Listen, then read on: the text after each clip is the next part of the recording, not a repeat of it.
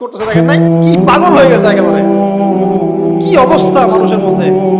কে খেলে তারও ঠিক নাই, ওই দেশের লোক আমাকে চিনে কিনা তারও ঠিক নাই, নিজের কোনো ব্যক্তিত্ব গায়রত কিছুই নাই। আশ্চর্য একটা জাতি আমরা। কে খেলছে ভাবখানা এমন যে আমরা মনে হয় যুদ্ধ করে কাফেরদের সাথে দ্বীন ইসলাম কায়েম করে ফেলছে একদম, ভাবখানা এমন। অথচ এগুলো তৈরি করা হয় কি জন্য? যাতে মুসলিম জাতি একদিকে ফোকাস করে থাকে, অন্যদিকে ওরা তাদের উদ্দেশ্য সাধন করবে।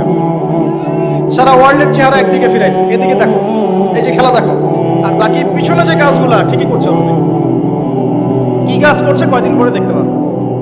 পাবলিকলি আমি বললাম না, কারণ বললে সব বুঝবেন না, সব জায়গায় সবকিছু বলতে নাই। ওদের উদ্দেশ্য ওরা কখনো ভুলে যায় নাই, ওরা চাচ্ছে সারা বিশ্বটাকে শাসন করতে এবং মুসলিমদেরকে দমন করতে, এবং আপনাকে খেলতামাশায় ব্যস্ত রেখেছে। লাচো এখন যুবকদের কোনো হিতাহিত জ্ঞান পর্যন্ত চলে গেছে। এখন হিতাহিত জ্ঞান, তোমাকে এইভাবে চুল কাটতে কে বলছে? তোমাকে এইভাবে চুল কাটতে কে বলছে? এদিকে একদম ছিলে রেখে দিচ্ছে, এখানে মাঝখানে উঁচা একটা ময়ূরের মতো রেখে দিচ্ছে। মানে এইভাবে চুল কাটতে তোমাকে কে বলছে? কে তোমাকে মেসির ফলো করতে বলছে? তোমার জন্য রাসূল সাল্লাল্লাহু আলাইহি ওয়াসাল্লামের বাবরি চুলের সুন্নত নাই? আজীব একটা ব্যাপার। দাড়ি রাখছো, বিরাট কোহলির মতো দাড়ি রাখছো কেন?